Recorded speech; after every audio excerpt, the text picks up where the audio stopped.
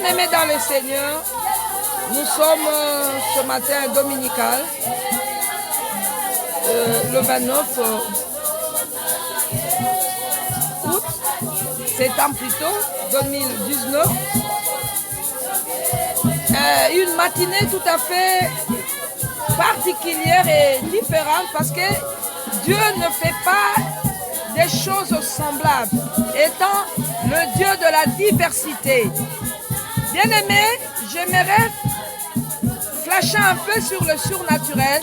Aujourd'hui, on voit partout séminaire du surnaturel, conférence du surnaturel. Mais qu'est-ce que le surnaturel? C'est comme on voit au-dessus du naturel. Mais aujourd'hui, lorsque les gens parlent du surnaturel, nous voyons certains prôner les pratiques de l'Ancien Testament. Parler de l'onction d'huile qui n'est pas mauvais, authentiquement selon l'Ancien Testament. Et lorsque nous voyons les huiles qu'ils vendent aux fidèles, ce n'est pas le mélange de l'Exode 30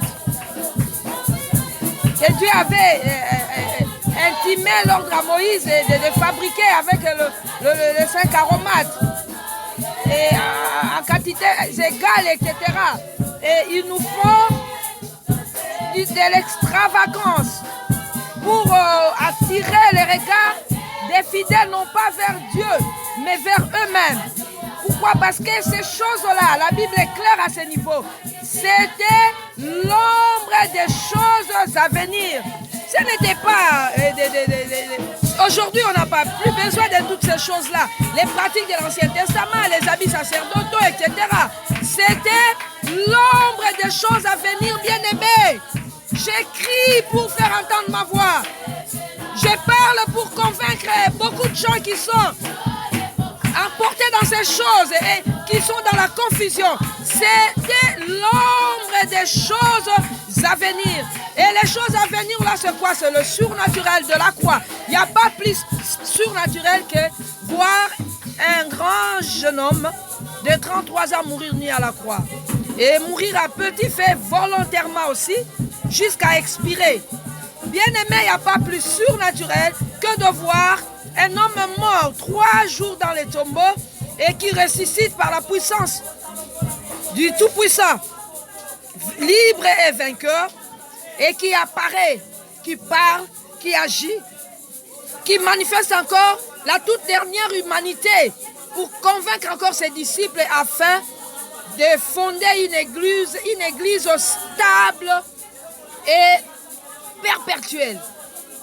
Bien-aimé, il n'y a pas plus surnaturel que de voir, de vivre l'événement de la Pentecôte, voir le feu descendre du ciel, les langues qui reçoivent le feu et qui confirment le dialecte des langues de peuples qui étaient présents.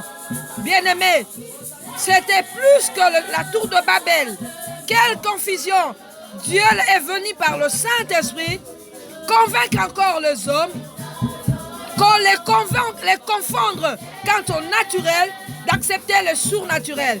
Et bien aimé, il n'y aura pas aussi de plus surnaturel que de voir l'ascension lorsque l'église sera enlevée.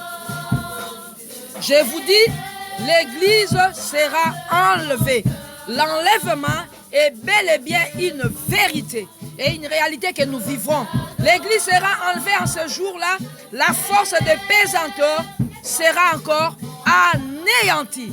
Nous avons vu Jésus marcher sur les eaux sans que la force de la pesanteur puisse l'attirer. Nous avons vu Jésus monter au ciel. Mais en ce jour-là, ça sera l'épouse qui est constituée des hommes et des femmes nés de nouveau, obéissant à la parole de Dieu et remplis du Saint-Esprit. Et sous ces baptêmes-là, sous ces feux-là, sous ces dépouillements-là, parce qu'ils sont passés par le feu, ils monteront. L'épouse montera à la rencontre de l'époux. Alléluia. Et en ce jour-là, nous serons transformés. Bien-aimés, n'aimez pas le monde. Les choses qui sont dans le monde, c'est passager.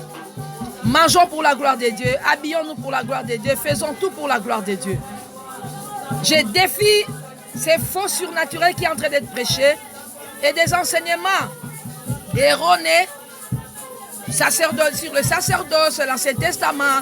Ne nous renvoyez plus à l'Ancien Testament. On n'en a plus besoin. C'était l'ombre des choses à venir. Et Jésus est venu avec un nouveau modèle. Il est venu accomplir cette loi. C'est lui-même l'accomplissement de la loi, bien-aimé. Que cherchons-nous finalement? Les choses sont si simples. Disons aux gens, répentez-vous. Lorsque vous entendez sa voix, n'écrissez pas vos cœurs. Croyez en Jésus. Recevez son Fils comme votre Seigneur, votre Sauveur personnel. Et obéissez à la parole de Dieu. Passez par le baptême d'eau. Soyez baptisés du Saint-Esprit. Et attendons tous ensemble ce grand événement. Événement de l'approche du Seigneur, époux dans les airs. Et nous, l'épouse, nous devons nous dépouiller des œuvres mortes et être habillés de cette nouvelle robe des noces pour monter dans l'ascension et rencontrer l'époux dans les airs. Nous serons dans la joie éternelle. Alléluia. Merci, vous êtes d'accord avec moi? Si vous êtes d'accord avec moi, dites simplement Amen. Que le Seigneur vous bénisse.